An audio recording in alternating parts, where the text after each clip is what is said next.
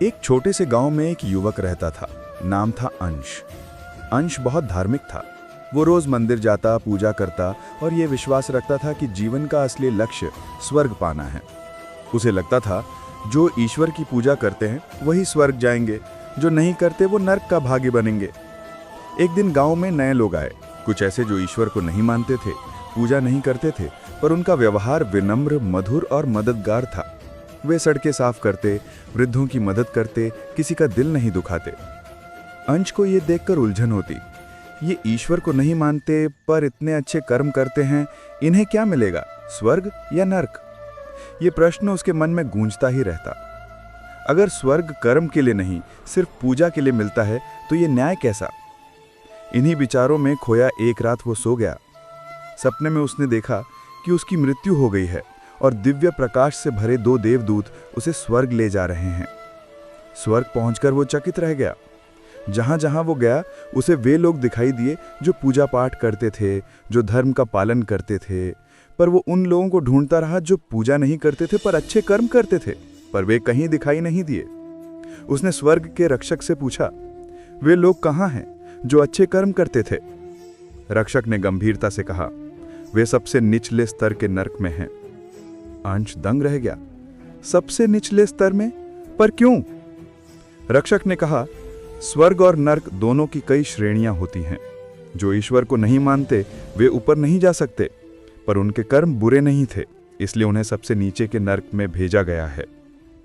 अंश के भीतर जिज्ञासा और बढ़ी।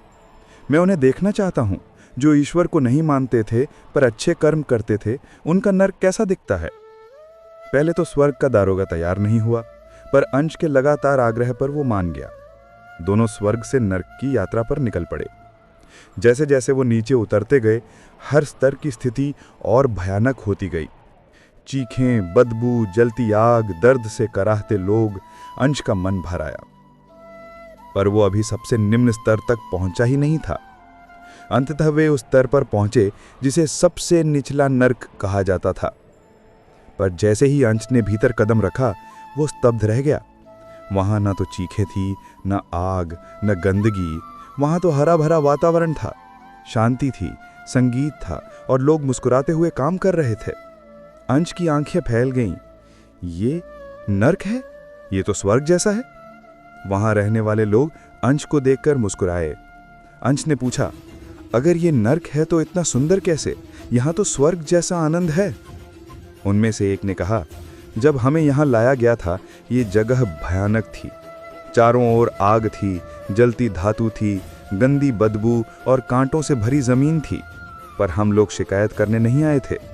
हम जहां भी रहे, जगह कैसी भी हो, उसे बेहतर बनाना हमारा धर्म था। दूसरे ने कहा, हमने गंदे पानी को साफ किया, आग बुझाई, लोहे से औजार बनाए, जमीन को समतल किया, खेती की और इस स्थान को रहने योग्य बनाते गए। धीरे धीरे ये नर्क ही स्वर्ग में बदलता चला गया। अंश आश्चर्य में डूब गया। तभी एक वृद्ध बोला, स्वर्ग और नर्क जगह नहीं, हमारी सोच और कर्म होते हैं। हम जहां भी जाते उसे स्वर्ग बना देते। अंश मौन हो गया।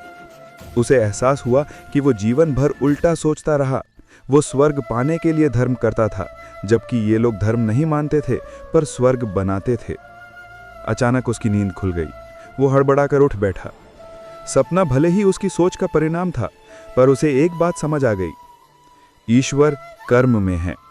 सद्गुण किसी धर्म की जागीर नहीं और स्वर्ग या नर्क कोई स्थान नहीं, वो हमारे भीतर है। कुछ लोग नर्क जैसी परिस्थितियों को भी अपने प्रयासों से स्वर्ग में बदल देते हैं और कुछ लोग स्वर्ग जैसी परिस्थितियों को भी अपने सोच और बुरे कर्मों से नर्क बना देते हैं। दोस्तों, जीवन में बहुत कुछ खराब होगा। शिकायतों में उलझे रहोगे तो जीवन निकल जाएगा, पर अगर उठकर काम करोगे, सोच बदलोगे तो सबसे बुरा समय भी सबसे खूबसूरत बन सकता है। दूसरा कोई नहीं आएगा तुम्हारे जीवन का स्वर्ग बनाने। अपने निचले नर्क को स्वर्ग तुम्हें ही बनाना होगा। बस दोस्तों, आज के लिए इतना ही। अगले वीडियो में फिर मुलाकात होगी।